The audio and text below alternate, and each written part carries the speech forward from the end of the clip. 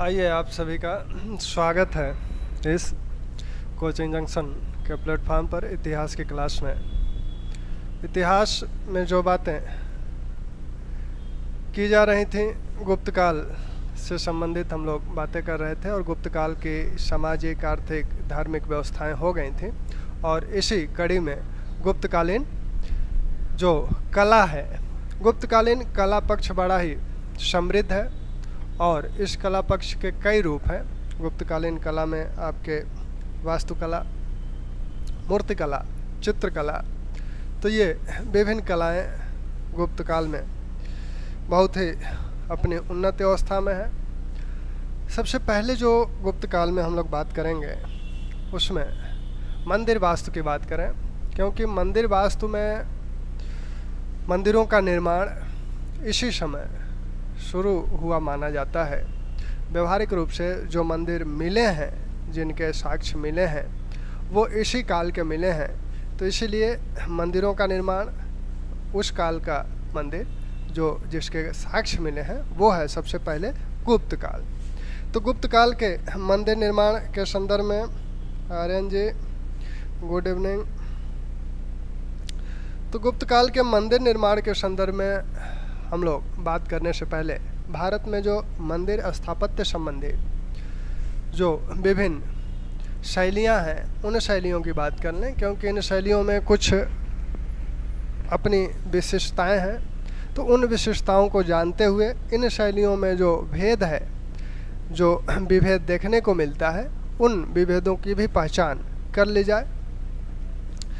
सबसे पहले 3 शैलियां मंदिर वास्तु के संदर्भ में प्रचलित हुई। हालांकि प्रारंभ से 6वीं 7वीं शताब्दी तक एक ही शैली में मंदिर बनते थे, लेकिन यहाँ 6वीं 7वीं शताब्दी से आकर मंदिरों की 3 शैलियाँ, मुख्य रूप से 3 शैलियाँ विकसित हुईं। बाद में इनकी उपशैलियाँ भी विकसित हुईं, क्योंकि जो 3 शैलियाँ हैं, विशेषकर जो नागर शैली है, उत्तर भारतीय शैली जिसे कहा जाता है, बेसर शैली दक्षिणापथ की शैली है, और द्रविड़ शैली जो सुदूर दक्षिण की शैली है। तो इन शैलियों के अपने जो विस्तार क्षेत्र हैं वो बहुत अधिक हैं। तो इन विस्तार क्षेत्रों में भिन्न भिन्न प्रकार के निर्माण कार्य भवन संबंधी प्रचलित रहे हैं। वहाँ की जलवायु, वहाँ की परंपराएं भिन्न भिन्न रही हैं। तो इनके मद्देनज़र इन शैलियों में थोड़े से परिवर्तन उन क्षेत्रों में देखने को मिलते हैं। इसीलिए इन शैलियों से कुछ उपशैलियों का भी विकास हुआ, लेकिन मुख्य रूप से जो वर्गीकरण है वो 3 शैलियों का है: नागर शैली, द्रविड़ शैली और बेसर शैली। नागर शैली की जब हम लोग बात करेंगे तो नागर शैली में जो चीज़ें दिखेंगी, 3 मंदिर स्थापत्य की अगर हम लोग बात करें तो मंदिर स्थापत्य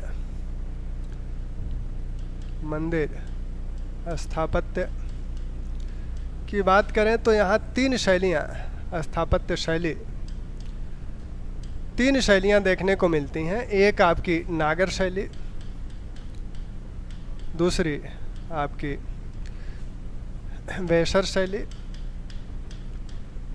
और तीसरी द्रविड़ शैली। ये शैलियाँ हम सभी जानते हैं कि ये 3 शैलियाँ मंदिर वास्तु की हैं। यह जो शैली है इसका जो विस्तार क्षेत्र है हिमालय से लेकर विंध्य पर्वत तक का है। हिमालय से विंध्य श्रेणी तक, विंध्य पर्वत तक का क्षेत्र जो है वह नागर शैली, इस क्षेत्र में नागर शैली के मंदिर बने।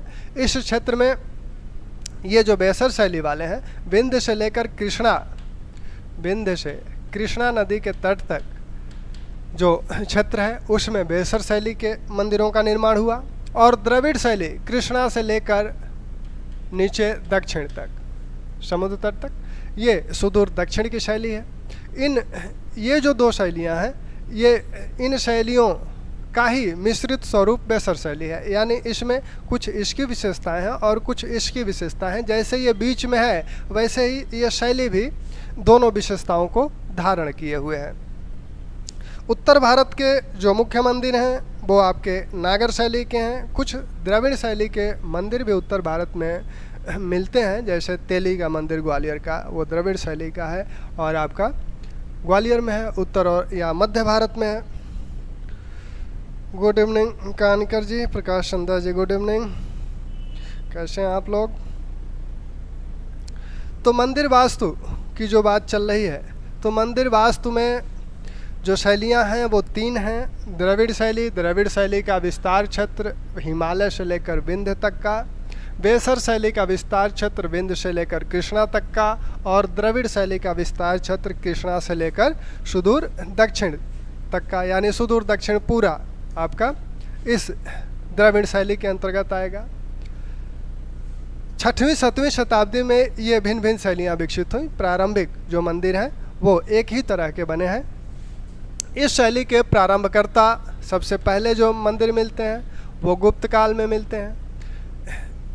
फिर यहाँ आपके उड़ीसा, खजुराहो, उड़ीसा के मंदिर, खजुराहो के मंदिर, ये इसके विकसित स्वरूप को इंगित करते हैं। बेसर शैली का प्रारंभ चालुक्यों ने, कल्याणी के चालुक्यों ने किया, और होयसल राजाओं ने इसका विकास किया।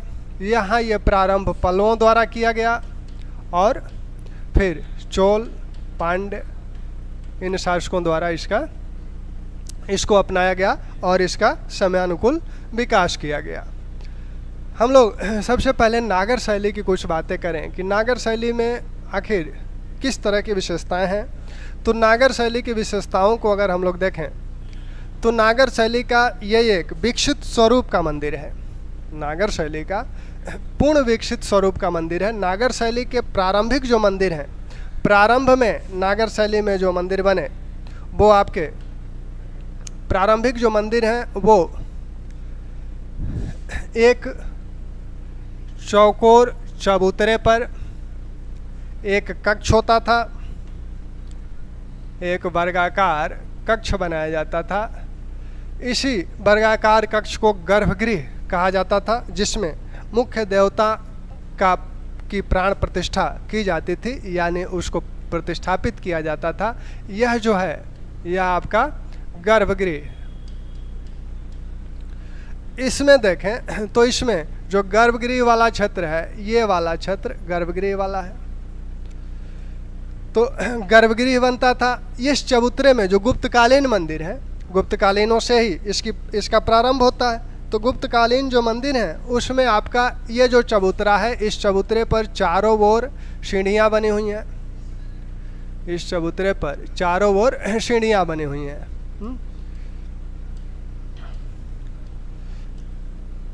ऊपर इस चबूतरे पर चढ़ने के लिए यहाँ आपका, अब इसमें एक द्वार होता था, और इसके चारों ओर स्तंभों पर आधारित एक बरामदा, एक तरह से कहिए बरामदा था, जो प्रदक्षिणा पथ का कार्य करता था। तो ये प्रदक्षिणा पथ का कार्य कर रहा है, जिसमें परिक्रमा की जाती थी मंदिर की। इसका जो शिखर होता था, प्रारंभिक जो गुप्तकालीन मंदिर हैं उनके शिखर चपटे हैं, उनमें शिखर नहीं है। जैसे घर बनते हैं आजकल के जो मकान बनते हैं चपटे छत वाले, वैसे छत के थे, लेकिन बाद में शिखर युक्त इन्हें बनाया जाने लगा। और शिखर युक्त बनाने का मतलब ये था कि इनका शिखर जो है इस तरह का होता था। ये रेखीय शिखर इसे बोला जाता है। ये जो शिखर है ये वाला, ये आपका ये शीर्ष भाग है, ये आपका रेखीय शिखर इसे बोला जाता है। तो ये आपका शिखर भाग है मंदिर का, नागर शैली के। यहाँ जो शिखर के ऊपर एक आपका, शिखर के ऊपर एक आमलक, यहाँ आमलक होता था। ऊपर यहाँ कलश है, और ऊपर ये ध्वज होता था। ठीक, तो ये शीर्ष भाग है। ये जो शीर्ष भाग, शिखर और शीर्ष भाग के बीच का यह जो क्षेत्र है, ये वाला, इसको ग्रीवा मंदिर का, मंदिर को अगर मानव रूप दिया जाए तो उसके जो अंग हैं ये शीर्ष है, और ये गर्दन वाला हिस्सा है ये आपका शिखर है। यानी ये जो हिस्सा है, यहाँ जब शिखर शुरू होता है, शिखर से यहाँ से ये शिखर शुरू होता है, तो ये वाला हिस्सा जो है जंघा बोला जाता है। ये वाला हिस्सा जंघा है और जंघे के ऊपर वाला ये भाग है, ये गर्दन है, ये शीर्ष भाग है। ठीक, ये चबूतरा है, ये वाला पोर्शन चबूतरा है। चबूतरे और दीवार जब शुरू होती है, जंघा जो शुरू होता है, इसके बीच का जो क्षेत्र है इसे मशरूक बोला जाता है। ये आपका मशरूक बोला जाता है या मशूरक। ये जो आपका आधार है, जो चबूतरा है और जो दीवार आपका शुरू हो रहा है, इसके बीच वाले क्षेत्र को, ये जो चीज़ें दिख रही हैं ये आपकी मूर्तियां रखने के लिए ये बनाए गए हैं। एक तरह से ताखे, इन्हें ताखे कहते हैं। ये गवाक्ष है यानी खिड़की, ये गवाक्ष है, इसे गवाक्ष बोला जाता है। ये आपका मुख्य मंदिर है। यह जो मुख्य शिखर है इसी के नीचे गर्भगृह होना चाहिए। मुख्य शिखर के नीचे ही, यानी गर्भगृह के ऊपर ही मुख्य शिखर होता है मंदिर का, यानी इसके ठीक नीचे गर्भगृह होता है और इसकी प्रदक्षिणा पथ ही आपका है। बाद में क्या हुआ, हालांकि गुप्तकाल में ही ये देखने को मिला कि इस मंदिर के आगे एक द्वार मंडप बनता था जिसे मंडप बोला जाता था।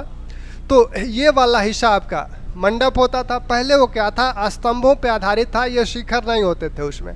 यहाँ आपका एक आगे बरामदा बढ़ा लिए तो यहाँ आपका ये मंडप वाला हिस्सा हो गया। इसमें भक्तजन इकट्ठा होते थे, इसी से मंदिर में फिर प्रवेश करते थे।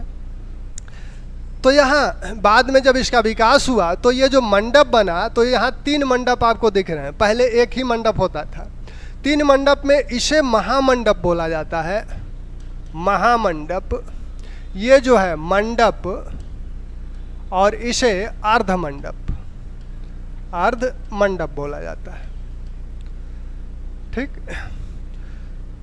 ये देखा गया कि बाद में अन्य कक्ष भी बनाए गए, जैसे भोग कक्ष, जहाँ देवता को भोग चढ़ाया जाता था, तो वो भोग कक्ष भी बना।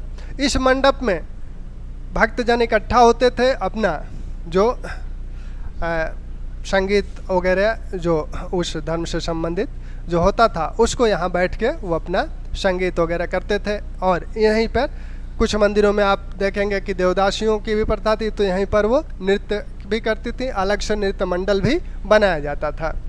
तो या तो नृत्य मंडल अलग से नहीं है तो इसी में नृत्य हो रहा है, या अलग से नृत्य मंडल है तो उस नृत्य मंडल में नृत्य होता था। यह जो आकार है ये मुख्य रूप से वर्गाकार होता था और इसके ऊपर ये शिखर बनते थे। शिखर भी बाद में जब इसका विकास हुआ तो क्लिष्ट होते गए। पहले शिखर तो सीधे सीधे सपाट है आपका, लेकिन बाद में क्या हुआ कि इन शिखरों पर भी उस कई और शिखर बनने लगे। जैसे ये आप देख रहे हैं, ये आकृति देख रहे हैं, तो कई शिखर इसमें बनने लगे। तो इसे, इन शिखरों को क्या कहा जाता है, उश्रृंग। ये आपके खजुराहो के मंदिरों में, उड़ीसा के मंदिरों में विशेषकर दिखते हैं। तो विभिन्न छोटे छोटे शिखर भी बनने लगे। एक मंदिर वास्तु या किसी भी वास्तु के संदर्भ में एक स्वर्ण माध्य प्रचलित है। स्वर्ण माध्य का मतलब यह है कि किसी भी, वो मुस्लिम धर्म संबंधी वास्तु हो या हिंदू धर्म संबंधी वास्तु हो या अन्य वास्तुकला हो, उसमें आपके 1/6 का ये जो स्वर्ण माध्य होता है ये माना जाता है 1/6 करें 1.6 लगभग। इसका मतलब यह है कि जो ऊंचाई है और जो आधार है इसके बीच अनुपात 1/6 का होना चाहिए। अमूमन ये संतुलन बिंदु माना जाता है। इस अनुपात में अगर रहता है तो वो इमारत संतुलित रहती है। तो ये अनुपात लगभग जितनी भी इमारतें हैं भारत में या भारत के बाहर, वो गीजा का पिरामिड हो, उसमें भी ये अनुपात लगभग दिखता है। उसका आधार और उसकी जो शिखर है उसमें अनुपात 1.6 का लगभग दिखता है। कहीं कहीं 1.5 या 1.4 भी हो, लेकिन इसी के आसपास अनुपात रहना चाहिए। दक्षिण के मंदिरों में भी ये चीज़ें दिखती हैं। यहाँ जो ये चीज़ है, ये आप देख रहे हैं, यहाँ गैप है, ये दोनों सटे नहीं हैं। इस गैप को अंतराल बोला जाता है। इस गैप को अंतराल बोला जाता है। तो नागर शैली के वास्तु में कुछ ये चीज़ें आपने देखी यहाँ तक, ठीक है? सभी को गुड इवनिंग। शुभम जी, अमरिंदर जी, BS सिंह, आर्यन जी, तो यहाँ तक ठीक है मामला? यहाँ से आगे चला जाए। नागर शैली की सबसे महत्वपूर्ण विशेषता इसकी शिखर है। यह शिखर आपका इस शिखर को रेखीय शिखर भी बोला जाता है। इस शिखर को रेखीय शिखर भी बोला जाता है। यह क्या है? ये अंदर की तरफ झुकता हुआ दिख रहा है, अंदर की तरफ ये झुकता हुआ फिर जाकर अंत में मिल जा रहा है। तो ये रेखीय शिखर इसकी सबसे महत्वपूर्ण विशेषता है। जो नागर शैली यानी उत्तर भारत या मध्य भारत के जो मंदिर हैं, इनमें कोई प्रांगण नहीं दिखता है। अमूमन सामान्यतः मंदिर किसी चार दीवारी से घिरा हुआ नहीं है और न ही मंदिर के चार दीवारी क्षेत्र में कोई तालाब आदि है। हो सकता है क्योंकि दक्षिण के मंदिरों में आप देखेंगे कि तालाब मंदिरों में होना एक वहाँ आवश्यक विशेषता है उसकी, लेकिन उत्तर और मध्य भारत के मंदिरों में यह नहीं देखने को मिलता है। संभवतः यह जलवायु का प्रभाव है, क्योंकि वहाँ जल का अभाव देखने को मिलता है और ये जो मंदिर है आपके यहाँ गंगा घाटी में जल का अभाव फिलहाल उस समय तो नहीं रहा होगा, तो इसलिए उसकी आवश्यकता संभवतः यहाँ नहीं महसूस की गई थी। प्रांगण नहीं मिलते हैं। दक्षिण द्रविड़ शैलियों में आवश्यक विशेषता है प्रांगण की। ये जो द्वार है यहाँ से शुरू होता है, ये सीढ़ी है। अमूमन जो मंदिर होते हैं पूर्वाभिमुख होते हैं, यानी पूर्व दिशा की ओर उनका द्वार होता है।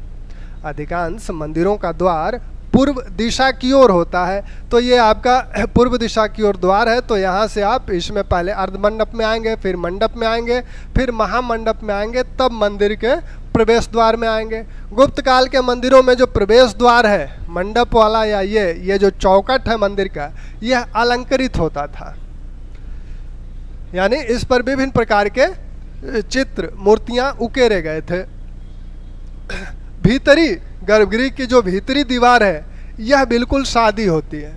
गर्भगृह के भीतर किसी प्रकार का अंकन नहीं होता है। गर्भगृह के बाहर ये जो ताखे बनाए गए हैं, यहाँ विभिन्न मूर्तियाँ स्थापित की जाती थीं। तो इन ताखों पे मूर्तियाँ, बाहरी दीवार पे मूर्तियाँ स्थापित की जा रही है। इनके जो स्तंभ हैं मंडप वाले, ये स्तंभ अलंकृत हैं, मंदिर की चौकट अलंकृत है।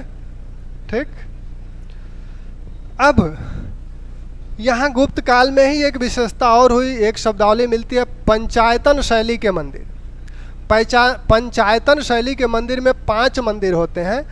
एक जो मुख्य गर्भगृह है, ये मुख्य मंदिर है, इसके चारों कोनों पर 4 अन्य छोटे छोटे मंदिर होते हैं। तो इन 5 को मिलाकर पंचायतन श्रेणी का मंदिर बोला जाता है। पहला पंचायतन श्रेणी का मंदिर देवगढ़ का दशावतार मंदिर है। तो ये माना जाता है कि जिस मुख्य देवता का यह मंदिर है, उन्हीं से संबंधित यहाँ इन मंदिरों, छोटे मंदिरों में भी उन्हीं से संबंधित मूर्तियाँ रखी गई हैं या उन्हीं के अवतारों को इन मंदिरों में दिखाया गया है। साथ में देवता के जो वाहन हैं, देवता के वाहन भी होने चाहिए और वो देवता के वाहन सामने होने चाहिए, क्योंकि जब उन्हें जरूरत पड़े तो गाड़ी आपके गैरेज में होनी चाहिए ना। तो जब जरूरत पड़े तो वो अपने वाहन से सवारी कर सकें। तो आप शिवालयों में देखते हैं कि शिवालय के जो लिंग स्थापित होता है उसके आगे नंदी की मूर्ति होती है, एक स्तंभ होता है। तो वैसे ही प्रत्येक देवता के वाहन की भी व्यवस्था गर्भगृह के आगे की जाती थी। ये द्रविड़ मंदिरों में मुख्य रूप से एक स्तंभ, बड़ा स्तंभ स्थापित किया जाता था और वहाँ वाहन की व्यवस्था की जाती थी। उनके लिए अलग मंडप बनता था, नंदी मंडप, जैसे शिव के मंदिरों में नंदी मंडप की जो बात होती है। तो ये नागर शैली के मंदिरों की मुख्य विशेषताएं हैं। ठीक, यहाँ तक कोई दिक्कत?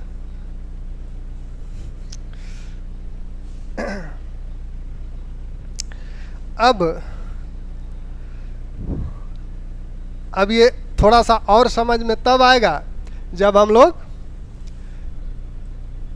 किसको करें, द्रविड़ शैली के मंदिरों को भी देख लें, तब दोनों की बात ढंग से समझ में आएगी।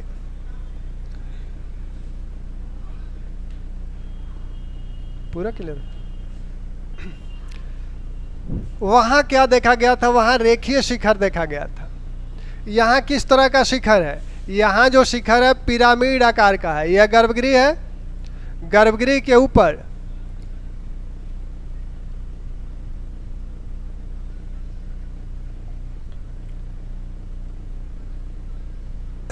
इस तरह का शिखर यहाँ मिलता है, यानी छोटे ऊपर जाते हुए ये कक्ष छोटे होते जाते हैं, कई मंजिला होता है, छोटे होते जाते हैं। जैसे कि आप यहाँ देख रहे हैं, ये छोटा होता गया है,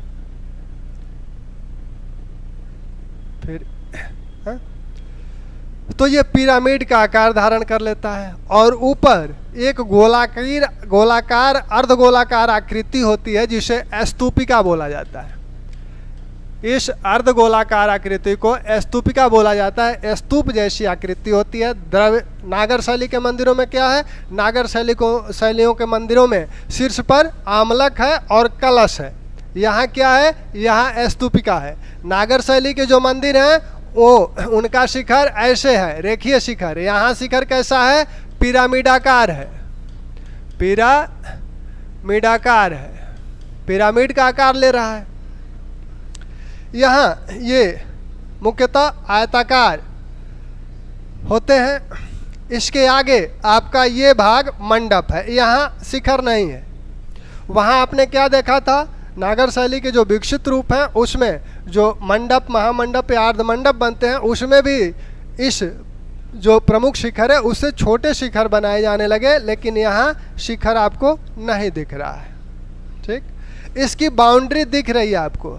मंदिर को चारों ओर से एक चार दीवारी से घेरा गया है। इस चार दीवारी में अन्य छोटे छोटे मंदिर भी, जैसे ये शिव मंदिर है तो यहाँ नंदी को दिख रहे हैं, ये नंदी, यहाँ नंदी है, स्तंभ है।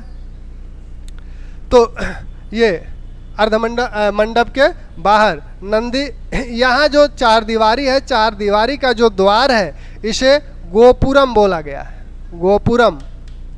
गोपुरम बोला जाता था।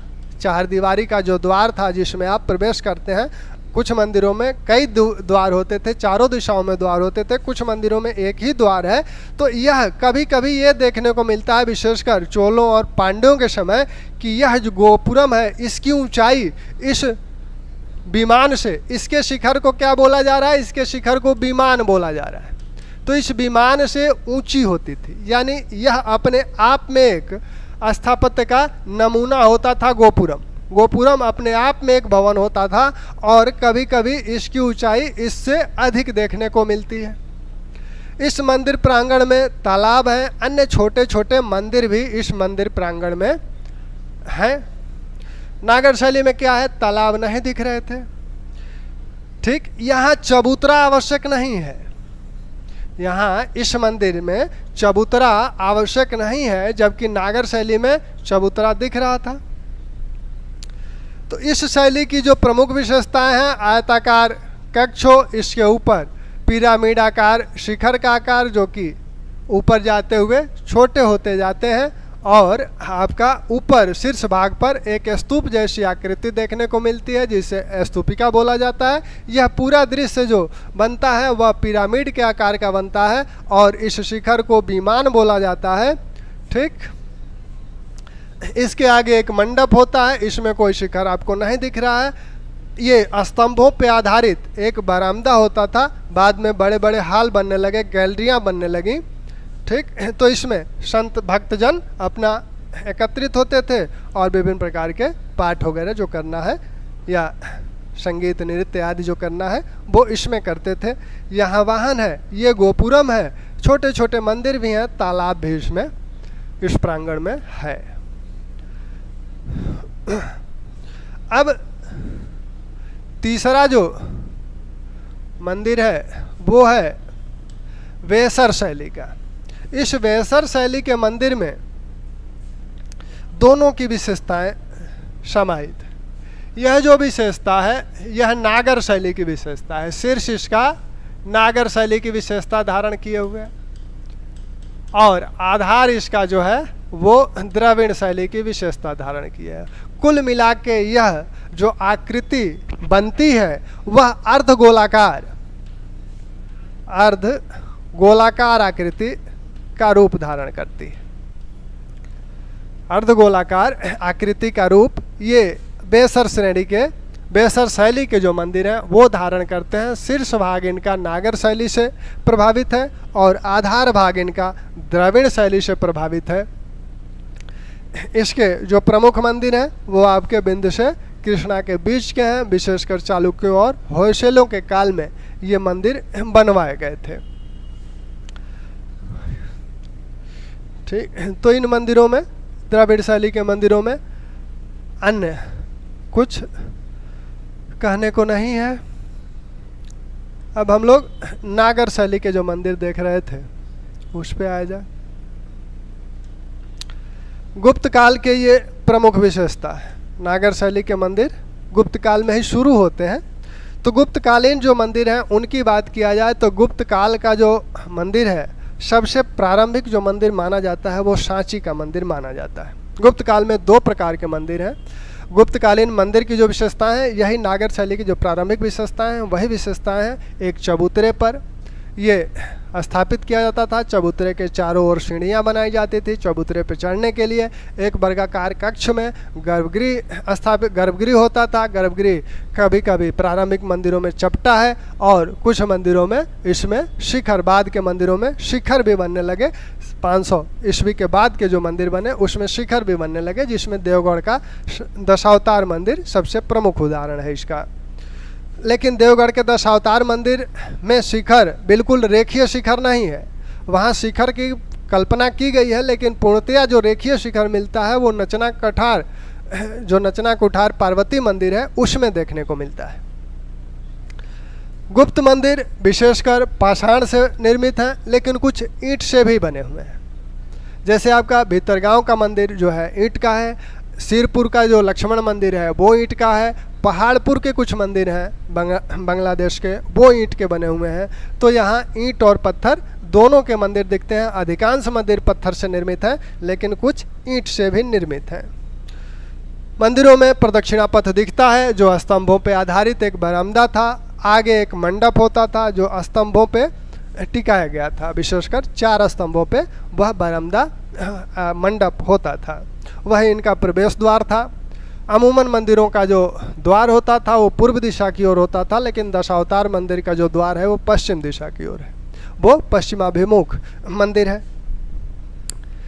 गुप्त मंदिरों में सांची सबसे पहला मंदिर है। उसके बाद तिगवा का विष्णु मंदिर, एरण का विष्णु मंदिर, देवगढ़ का दशावतार मंदिर, नचना कोठार का पार्वती मंदिर, आपके भूमरा का शिव मंदिर, फिर आपके खो से भी मंदिर मिले हैं, कोटा से मुकुंद दर्रा का मंदिर और कुछ मंदिर आपके पहाड़पुर से भी मिले हैं। तो गुप्तकालीन जो प्रमुख मंदिर हैं इन मंदिरों को देखा जाए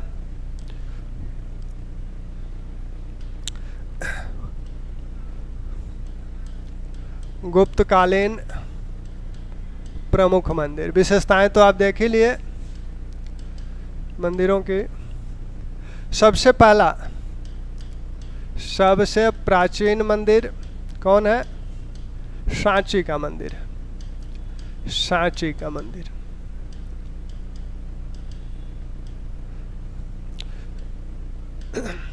तिगवा का विष्णु मंदिर जबलपुर में है, मध्य प्रदेश। एरण का विष्णु मंदिर, यह आपका सागर जिला। नचना कुठार का पार्वती मंदिर, पन्ना जिला, मध्य प्रदेश। वैसे ही आपका भीतरगांव का मंदिर, शिरपुर का लक्ष्मण मंदिर,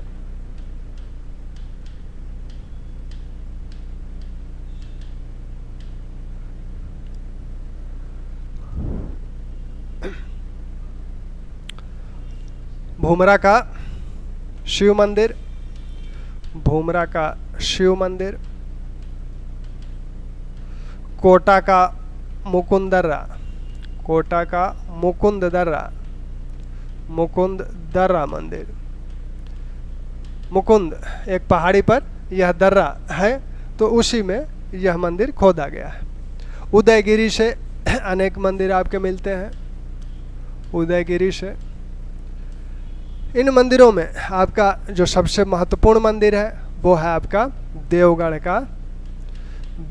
का दशावतार मंदिर, दशावतार मंदिर।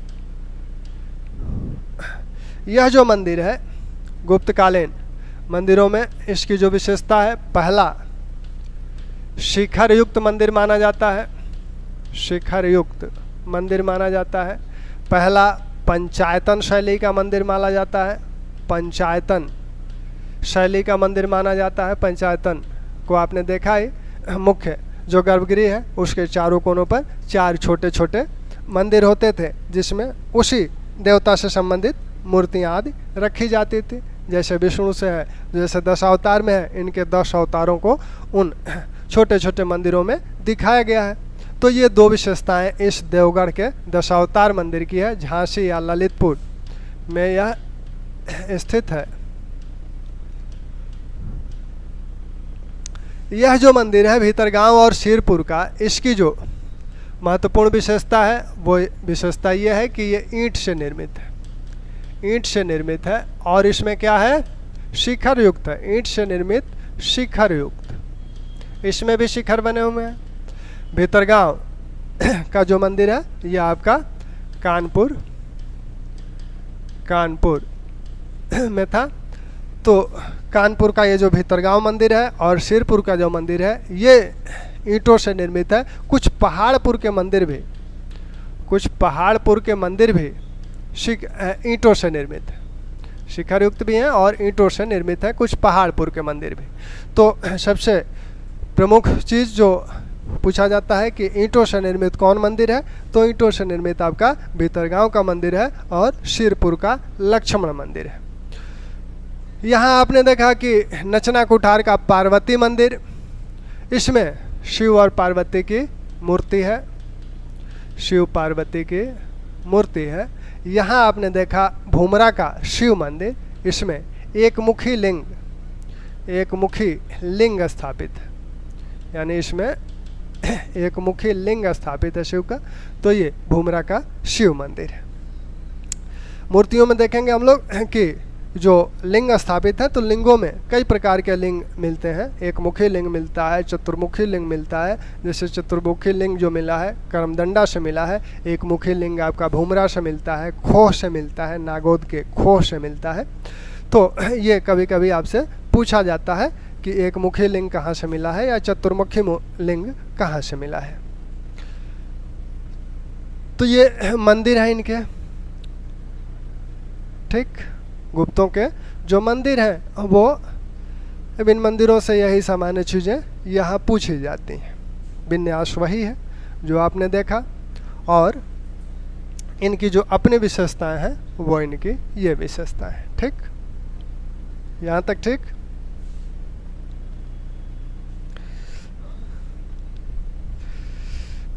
संगीता जी गुड इवनिंग, यहाँ तक ठीक है।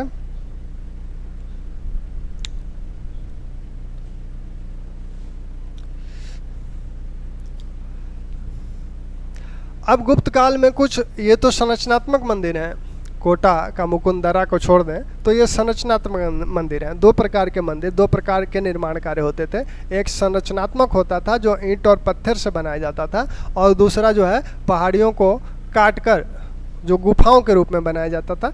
तो कुछ गुफाएं भी गुप्त काल में देखने को मिली हैं। वो गुफाएं कहाँ मिली हैं, आपके उदयगिरी से मिली हैं। बाघ की गुफाएं जो हैं गुप्तकालीन मानी जाती हैं, और अजंता की कुछ गुफाएं हैं, विशेषकर 3 गुफाएं 16वीं, 17वीं और 19वीं नंबर की जो गुफाएं हैं वो गुप्तकालीन मानी जाती हैं। तो गुप्त काल में सिर्फ संरचनात्मक निर्माण कार्य ही नहीं हुए, बल्कि पहाड़ियों को काटकर गुफाओं में भी निर्माण कार्य हुए। इसके साथ साथ गुप्त काल में इन मंदिरों के अलावा बौद्ध धर्म संबंधी जो निर्माण कार्य हैं, स्तूप और विहार, वो भी बने। तो जो गुफाएं हैं, संरचनात्मक निर्माण कार्य के अलावा जो गुफाएं हैं, गुफाओं को अगर देखा जाए तो इसमें आपके उदयगिरी से विभिन्न गुफाएं गुप्तकालीन हैं, बाघ की गुफाएं और आपके अजंता की गुफाएं, ये गुप्तकालीन है। उदयगिरी से माना जाता है कि 20 गुफाएं जो हैं इस काल में बनाई गई हैं। चंद्रगुप्त द्वितीय के जो शांति विग्रहिक है वीरसेन, चंद्रगुप्त द्वितीय के शांति विग्रहिक वीरसेन थे। तो वीरसेन के संदर्भ में हम लोगों ने देखा था कि उनका एक लेख उदयगिरी से मिला था और वहाँ उन्होंने एक शिव मंदिर का निर्माण कराया था। ठीक, तो शिव मंदिर संबंधी साक्ष्य यहाँ उदयगिरी से आपके वीरसेन का है। यहीं से आपका बराह अवतार संबंधी एक मंदिर मिलता है, बराह गुफा जो उसे नाम दिया जाता है। बराह गुफा कुमारगुप्त के समय की है और सबसे बड़ी गुफा, सबसे लोकप्रिय गुफा मानी जाती है उदयगिरी के 20 गुफाओं में। उदयगिरी की जो 9वें नंबर की गुफा है वह सबसे बड़ी गुफा मानी जाती है। उदयगिरी की जो 9वें नंबर की गुफा है, यह 9वीं गुफा, 9वें नंबर की गुफा, यह सबसे बड़ी गुफा है। सबसे लोकप्रिय गुफा कौन सी है? वराह गुफा। और सबसे बड़ी आपकी 9वीं गुफा है। ठीक, उदयगिरी में आपने देखा था कि यहाँ से जैन धर्म संबंधी भी शंकर नामक एक व्यक्ति ने यहाँ किसी पार्श्वनाथ की मूर्ति स्थापित कराई थी। तो यहाँ की जो गुफाएं हैं वो आपका ब्राह्मण धर्म संबंधी हैं और किससे संबंधित हैं? ब्राह्मण और जैन धर्म संबंधी, ब्राह्मण और जैन धर्म संबंधी। यहाँ की जो दोनों गुफाएं हैं ये बौद्ध धर्म संबंधी। उदयगिरी से जो बाराह गुफा मिलती है, तो बाराह में एक जो मूर्ति मिलती है, इसमें वराह विष्णु का एक अवतार वराह भी है, उनके 10 अवतारों में एक वराह अवतार है। तो उसमें वो वराह का रूप धारण करते हैं। वराह का रूप मतलब क्या कहेंगे उसको, सूअर का रूप धारण करते हैं और वो पृथ्वी को बचाते हैं। तो इसमें एक मूर्ति जो बनाई गई है, दिखाई गई है, जिसमें वो अपने दांत में पृथ्वी को उठाए हुए हैं और पृथ्वी को नारी रूप में दिखाया गया है और वो अपने दांत में वराह रूप में उसे उठाए हुए हैं और गंगा यमुना को नारी रूप में दिखाया गया है, जो कलश लेकर उनका अभिषेक करने के लिए खड़ी हैं। तो इस मूर्ति की बहुत प्रशंसा की जाती है, विशेषकर A.L. वासम ने इसकी बहुत प्रशंसा की है और बताया है कि यह पशु रूप में कितनी कल्याणकारी मूर्ति है। यहाँ आपकी उदयगिरी बाघ से 9 गुफाएं मिली और ये बौद्ध धर्म संबंधी हैं, लेकिन ये गुफाएं अगर इन दोनों में जब तुलना की जाती है तो इसमें ये माना जाता है कि ये चित्रकारी के लिए प्रसिद्ध हैं। दोनों गुफाएं चित्रकला के लिए, दोनों गुफाएं अजंता और बाघ दोनों अपनी चित्रकला के लिए विख्यात हैं। बाघ में 9 गुफाएं हैं, अजंता में वैसे 29, एक अधूरी गुफा है, कहीं कहीं आपको 30 भी मिलेगा, लेकिन वो अधूरी गुफा है। वैसे 29 गुफाएं अजंता से मिली हैं। तो 29 गुफाओं में भी कई काल में बनी हैं। गुप्त काल की जो मानी जाती हैं वो सिर्फ आपकी 16वीं, 17वीं और 19वीं गुफा मानी जाती है। 16वीं, 17वीं और 19वीं गुफा गुप्तकालीन मानी जाती है। जो इसकी 9वीं, 10वीं गुफा है वो सबसे प्राचीन मानी जाती है, प्रथम और द्वितीय शताब्दी की मानी जाती है। और जो आपकी पहली और दूसरी गुफा है वो सबसे बाद की मानी जाती है, 7वीं शताब्दी की मानी जाती है। तो गुप्त काल संबंधी जो गुफाएं हैं इसमें सिर्फ आपकी 16वीं, 17वीं और 19वीं है। इन पूरे गुफाओं में 29 गुफाओं में 4 आपके चैत्य थे और 25 विहार थे। यहाँ 29 में सिर्फ 4 चैत्य हैं, 25 विहार हैं। इसमें यह जो 16वीं गुफा है, 17वीं, इसकी चित्रकला में हम लोग बात करें कि क्या किया, कौन कौन से चित्र महत्वपूर्ण है 16वीं 17वीं के, या फिर पहली दूसरी के, या 9वीं 10वीं के, या अजंता संबंधी कौन चित्र विशेष महत्वपूर्ण है, तो उनकी बात अभी करेंगे। तो ये आपके निर्माण कार्य संबंधी कुछ बातें चल रही थी, उसी के सिलसिले में ये बात हुई। स्तूपों का निर्माण भी हुआ। स्तूपों के निर्माण में आपका सारनाथ का धमेक स्तूप, सारनाथ का धमेक स्तूप, राजगृह का जरासंध की बैठक, राजगृह का जरासंध की बैठक,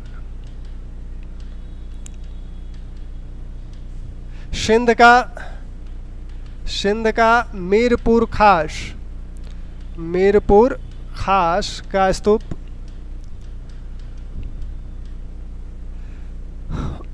बोध गया का बौद्ध मंदिर,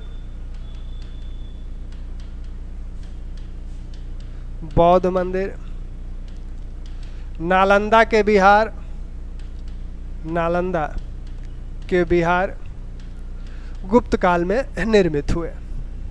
यह जो धमेक स्तूप है, इसकी कुछ अपनी विशेषताएं हैं। विशेषताएं यह है कि ये ईंट से निर्मित है। यह धमेक स्तूप किससे निर्मित है? ईंट से निर्मित है और जमीन पर निर्मित है, किसी चबूतरे पर निर्मित नहीं है। यह चबूतरे पर निर्मित नहीं। अमूमन आपने क्या देखा था स्तूपों में? स्तूपों में यह देखा गया था कि एक चबूतरा होता था, विशेषकर चौकोर, और उस चबूतरे पर अर्धगोलाकार आकृति का स्तूप बनाया जाता था। यह स्तूप चबूतरे पर नहीं है, सीधे जमीन पर बना है और ईंट से निर्मित है। तो इसकी जो आकृति दिखती है वो सीधे आपकी अर्धगोलाकार दिखती है, क्योंकि नीचे चबूतरा तो है नहीं। बीच में जो स्तूप है आपका, स्तूप में ये चारों दिशाओं में खाने बनाए गए हैं। इसमें बुद्ध मूर्ति स्थापित करने के लिए। तो इस स्तूप की सबसे प्रमुख विशेषता यह है कि यह बिना चबूतरे पे बना है, ईंट से निर्मित है, जमीन पे बना है। इसी प्रकार का यह जरासंध की बैठक भी बना है, लेकिन यह चबूतरे पर निर्मित है। ठीक। बोध गया का बौद्ध मंदिर, इसमें बुद्ध की एक बहुत ही विशाल मूर्ति है। मूर्ति कला में उसको देखा जाएगा। नालंदा के बिहार, नालंदा के बिहारों के संदर्भ में ह्वेनसांग क्या कहता है? ह्वेनसांग कहता है कि नालंदा में एक बिहार का निर्माण किसने कराया था? शक्रादित्य ने करवाया था। शक्रादित्य यानी कुमारगुप्त ने करवाया था। तो यहाँ नालंदा में बिहार भी बने और कुमारगुप्त के बाद भी अनेक शासकों ने यहाँ बिहार का निर्माण करवाया होगा, यानी यहाँ एक विश्वविद्यालय का विकास होने लगा। वैसे ही आपने कुछ अन्य बौद्ध स्थापत्य के संदर्भ में कुछ साक्ष्यों को देखा है, हालांकि वो जमीन पे मिले तो नहीं है, लेकिन उनका उल्लेख हुआ है। उल्लेख में मृगशिखावन में एक बिहार का निर्माण करवाया गया था। किसके द्वारा? श्रीगुप्त द्वारा। मृगशिखावन में एक बिहार का निर्माण करवाया गया था श्रीगुप्त द्वारा। वह किसके लिए, कहाँ के भिक्षुओं के लिए करवाया गया था? तो वह चीन के भिक्षुओं के लिए करवाया गया था। वैसे ही समुद्रगुप्त के समय श्रीलंका का शासक मेघवर्ण गया में एक बिहार निर्माण कराने की अनुमति मांगा था, जिसे समुद्रगुप्त ने दे दी थी।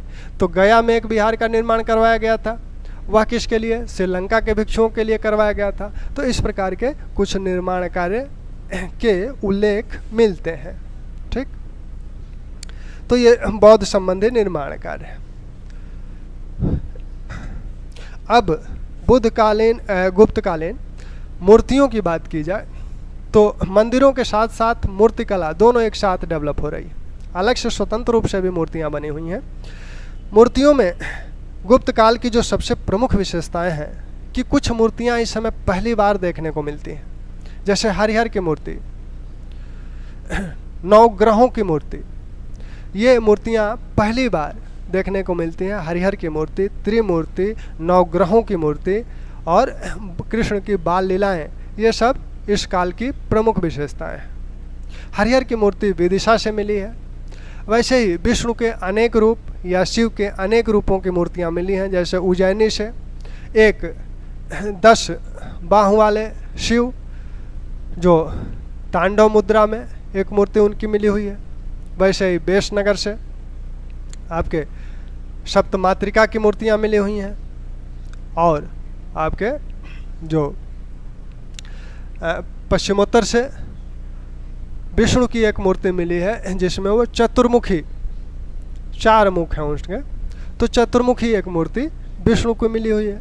इसके साथ साथ आपने देखा कि जो दशावतार मंदिर है, देवगढ़ का जो दशावतार मंदिर है, उसकी दीवार पर, दीवारों में गर्भगृह के अंदर तो कोई अंकन हो नहीं रहा है, गर्भगृह के बाहरी दीवार पर अंकन हो रहा है। तो उस पर जो मूर्ति एक मिलती है वह अनंतशाही विष्णु की, वह शेष शैया पे विराजमान है, शेष शैया पे लेटे हुए हैं, आराम की मुद्रा में है।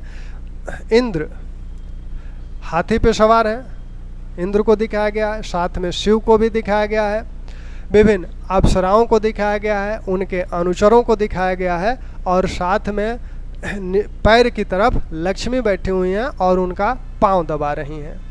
तो यह एक मूर्ति जो आपकी शेषशय्या अनंतशाही जिसे मूर्ति बोला जाता है, वह आपके दशावतार मंदिर से मिलता है। यहीं पे जो है गजमोक्ष की मूर्तियां भी यहीं से मिलती हैं। इन मंदिरों पर रामायण और महाभारत में जो कुछ पात्र हैं उनका भी अंकन मूर्ति के रूप में इन मंदिरों पर किया गया है। तो गुप्तकालीन मंदिरों में जो मूर्तियां हैं वो आपकी जिस धर्म से संबंधित, जैसे नचना कुठार मंदिर है, यहाँ शिव पार्वती की मंदिर है। भूमरा का जो मंदिर है, यहाँ लिंग रूप में शिव हैं और एक मुखी लिंग है।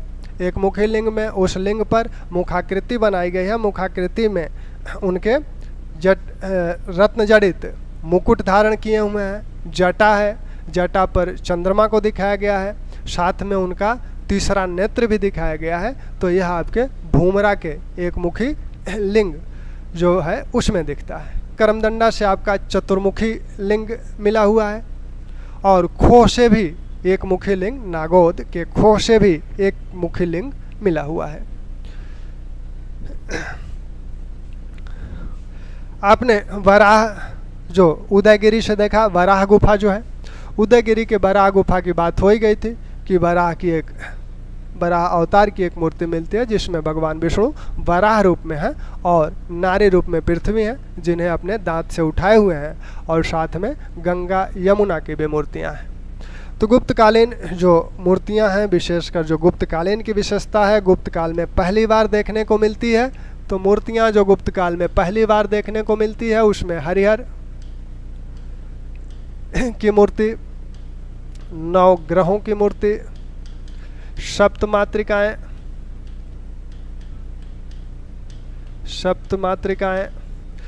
गंगा यमुना की मूर्ति।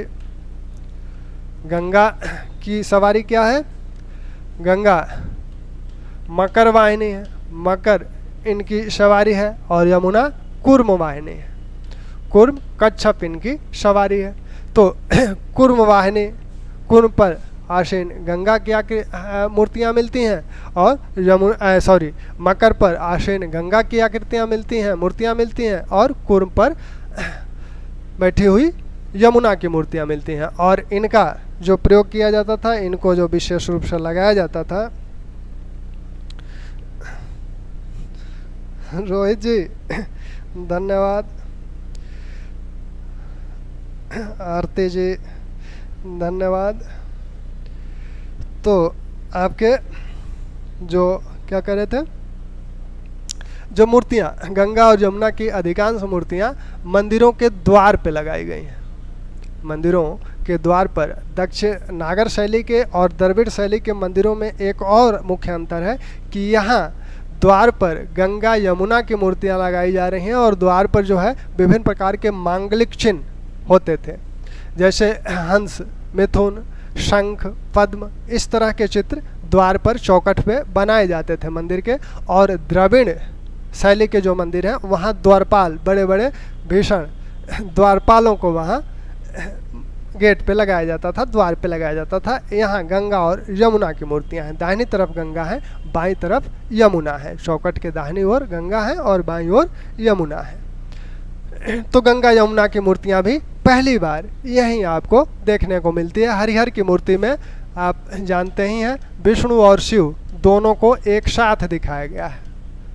तो इसी को तुलसीदास क्या कहते हैं, दोनों में समन्वय को तुलसीदास क्या कहते हैं, शिव बैरी मम भक्त कहाऊँ, सो नर सपनहूँ मोहि नहीं पाऊँ।